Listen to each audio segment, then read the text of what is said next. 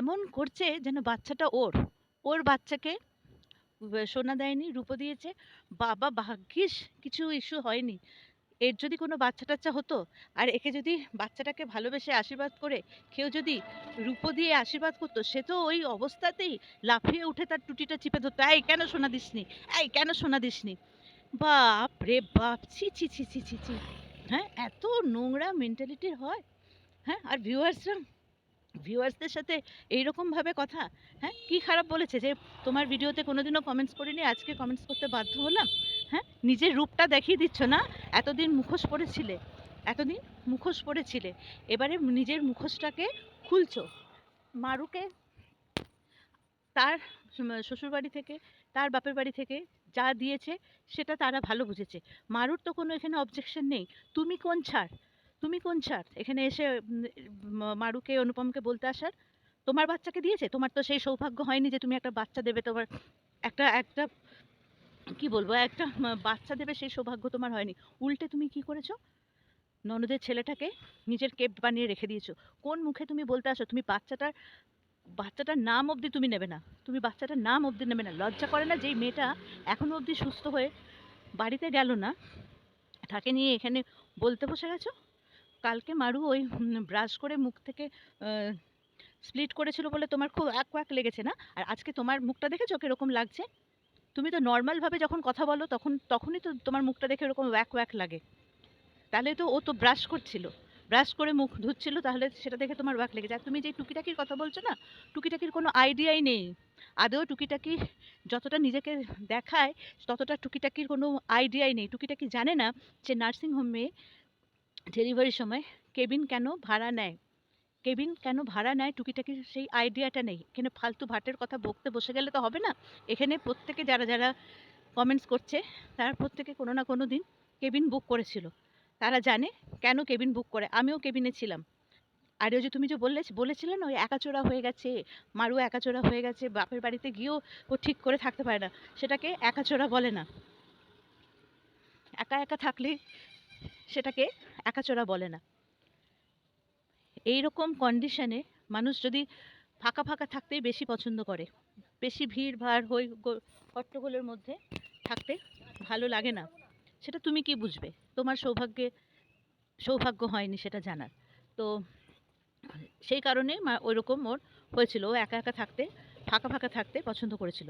আর ডেলিভারির সময় একটা জেনারেল বেডে যদি দিত, সেখানে আরও 5 জন পেশেন্ট থাকতো, আরও 5টা বাচ্চা পেশেন্ট থাকতো।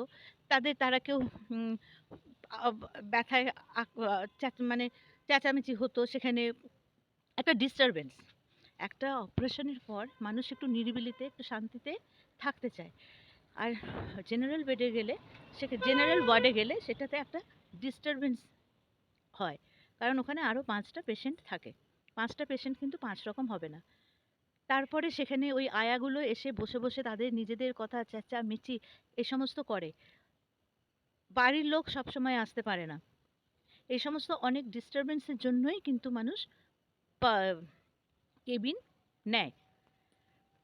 আর কেবিনে টুকিটাকি যেটা বলেছে একজনের বেশি একটা কার্ড থাকে না, কেবিনে সেটা থাকে না। কেবিনে যতক্ষণ নার্সিংহোম খোলা থাকবে, কোনো ওটার টাইম থাকে না যে এতটা থেকে এতটা, যেটা জেনারেল কেবিনে থাকে, এই জেনারেল ওয়ার্ডে থাকে এতটা থেকে এতটার মধ্যে দেখা করতে হবে। কিন্তু কেবিনে কিন্তু সেটা থাকে না। যতক্ষণ নার্সিংহোম খোলা থাকবে ততক্ষণ মানুষ এসে, বাড়ির লোক এসে পেশেন্টের সাথে দেখা করতে পারে। আর যেটা টুকিটাকি বলেছে সেটা আইসিইউ ওয়ার্ডের ক্ষেত্রে হয়। আইসিইউ ওয়ার্ডে একজন করে ঢোকায় কার্ড নিয়ে, একজন করে সেখানে ঢোকে। আর এই খাওয়া দাওয়া নিয়ে যেটা বললে, বাইরে থেকে বিস্কিট আনছে আজকালকার দিনে, আজকালকার সময়, তুমি কোন যুগে জানি না, তুমি কোন যুগের তুমি কথা বলছো আমি জানি না, কিন্তু আজকালকার যুগে, আজকালও বলবো না, আমারও ডেলিভারি হয়েছে 97-এ, তখনও কিন্তু আমি বাইরের খাবার বলতে কি আর চপ সিঙ্গারা, সেটা নয়, কিন্তু বিস্কিট বা একটু কোল্ড ড্রিঙ্কস, এই সমস্ত কিন্তু কেবিনে ডক্টররা অ্যালাউ করে। হ্যাঁ, জেনারেল ওয়ার্ডে সেটা কিন্তু করে বলে আমার জানা নেই।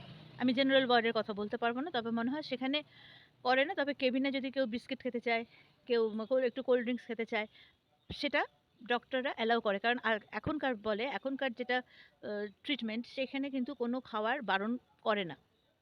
হ্যাঁ, ওরকম বারবার বলছি, ওরকম রিচ খাবার ছাড়া আর কোনো খাবার কিন্তু বারণ করে না। যেটা খেতে পারবে সেটাই তুমি খাবে।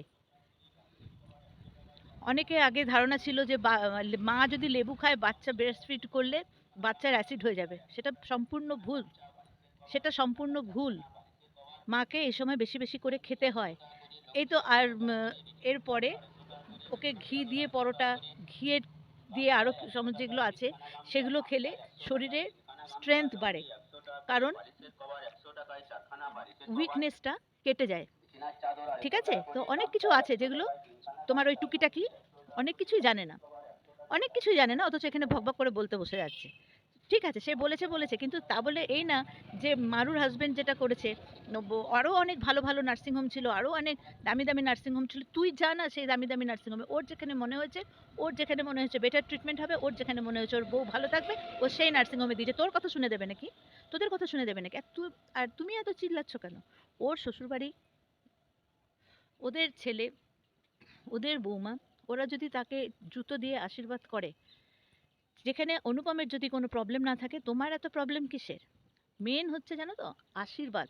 আশীর্বাদটা কোনো কিছু, আমি আমি যদি প্ল্যাটিনাম বা ডায়মন্ড দিয়েও আশীর্বাদ করি না, আর আমার মনে ওই যে তোমার মতন ওরকম নোংরা থাকে, তাহলে সেই আশীর্বাদের কোনো দাম হয় না। কিন্তু আমি যদি একটা 20 টাকা বা কি 51 টাকা দিয়েও যদি আমি আশীর্বাদ করি না, সেটা যদি মন থেকে হয়, সেই আশীর্বাদের কিন্তু অনেক দাম। তাই জুতো দিয়ে আশীর্বাদ করেছে, কি কি দিয়ে আশীর্বাদ করেছে, সেটাতে কিছু ম্যাটার করে না। ঠিক আছে, মানে ভদ্র সভ্য সমাজে তোমার মতন যারা অসভ্য, নোংরা, অশিক্ষিত, যারা ননদের ছেলেকে নিজের হাজবেন্ড বানিয়ে নেয় আর নিজের হাজবেন্ডটাকে পাশের ঘরে পাঠিয়ে দেয়, তাদের তাদের কথা আমি এখানে বলতে বসিনি। আর আরেকটা যেটা বললে, যে নতুন মুখ দেখে, নতুন মুখটা দেখলো কোথায় মারিয়ার মা? মারুর মা ডেলিভারির হওয়ার আগে থেকেই কিন্তু সেখানে চলে গেছিল, ভোর 4টের সময় ওই চলে গেছিল সেখানে। তাহলে বাচ্চাটা হওয়ার সময় তো সে তো ওখানেই ছিল। তো কি মেয়ে মেয়ের ডেলিভারি হতে ঢুকবে, আর ডেলিভারি থেকে বাচ্চাটা বেরোবে, সেই সমস্ত ভেবে সে কি সোনার গয়না বা আশীর্বাদের জন্য গয়না নিয়ে যাবে? তোমার ফ্যামিলিতে হয়তো এসব হয়। তোমার বোনকে আশীর্বাদ তোমার মা কি কি দিয়ে করেছিল, সেটা তো দেখাওনি। তোমার মা কি দিয়ে করেছিল, অবশ্য দেখিয়েছো নাকি জানি না, আমি দেখিনি। তো সে সকালবেলা চলে গেছে, তারপরে ডেলিভারি হয়েছে, ডেলিভারির পর বাচ্চাটাকে অবভিয়াসলি বাইরে নিয়ে এসছে, কোলে নিয়েছে। সেই যে একটা ভেতর থেকে একটা আনন্দের কান্না, সেটাই হচ্ছে আশীর্বাদ। সেই আশীর্বাদ, সেটাই হচ্ছে আশীর্বাদ। দাদু মন ঝরঝর করে কাঁদছে, মানে মন থেকে, মানে আনন্দের কান্না, যেটা মারিয়ার মা, মারিয়ার বাবা, অনুপম, যেই ওদের সেই সময় যে একটা কতটা আনন্দ, মারিয়ার মা জড়িয়ে ধরেছে অনুপমকে। এগুলোই হচ্ছে আশীর্বাদ। আশীর্বাদ মন থেকে হয়, লোক দেখানি আশীর্বাদ না। ওরা এখানে লোক দেখাতে এখানে আশীর্বাদ করতে বসেনি। ওই যে অনুপমের মুখটা, একদিকে চিন্তা, একদিকে আনন্দ, একদিকে টেনশন, এটা হচ্ছে আশীর্বাদ। এগুলো হচ্ছে আশীর্বাদ, এটা তুমি আর তোমার ওই ভেরু কোনোদিনও বুঝবে না। আর কি বলছো ভাইজানকে? ভাইজান কি বলেছে? ভাইজান বলেছে এই সময় ওদেরকে নিয়ে কে আসছে কে যাচ্ছে কি কেবিন, এই সমস্ত না বলাটাই বেটার। কোনো খারাপ কিছু তো বলেনি। ওকে তো বলেনি তুমি এই নিয়ে ভিডিও করো, ওই নিয়ে ভিডিও করো, কোনো বলেনি। ও বলেছে এই সময় এই সমস্ত না করাই ভালো। একটা মেয়ে, সেটা এখনো পেশেন্ট, তার এখনো স্টিচটা শুকায়নি, সে এখনো ঠিক মতন করে হাঁটতে পারছে না। তো সেও এখন তো সে পুরোপুরি একটা পেশেন্ট এখনো। সেটাই বলেছে যে ও এখন এই সমস্ত দেখলে, যদি আর এই সময় যেহেতু ওর প্রেশারটাও একটু হাই আছে, ওর কিন্তু উত্তেজনা ওর পক্ষে ভালো না। অতই যদি তুমি বোঝো, যদি তুমি বোঝো, মানে কি পেলো, সোনা পেলো না রূপো পেলো, তোমার মতন ডয়াকা হস্যই দন্তনায় হস্যি, এই সমস্তই বোঝে, তাছাড়া আর কিছু বোঝে না। এই ব্যাপারে এই কথাটাই বলেছে। ভাই কি হয়েছে আসলে, তারও তো একটা ছেলে হয়েছে, তার বউয়েরও তো ডেলিভারি হয়েছে, সে জানে এই সময় কিরকম ক্রিটিক্যাল অবস্থা দিয়ে যায় বাড়ির লোকেরা বা বাচ্চার বাবা মা, সে জানে, সেই জন্য সেটা বলেছে। আর ওই টুকিটাকি তো অনেক বছর হয়ে গেছে, নাতিপুতিও হয়ে গেছে, সে ভুলে গেছে এই সময় কথাটা।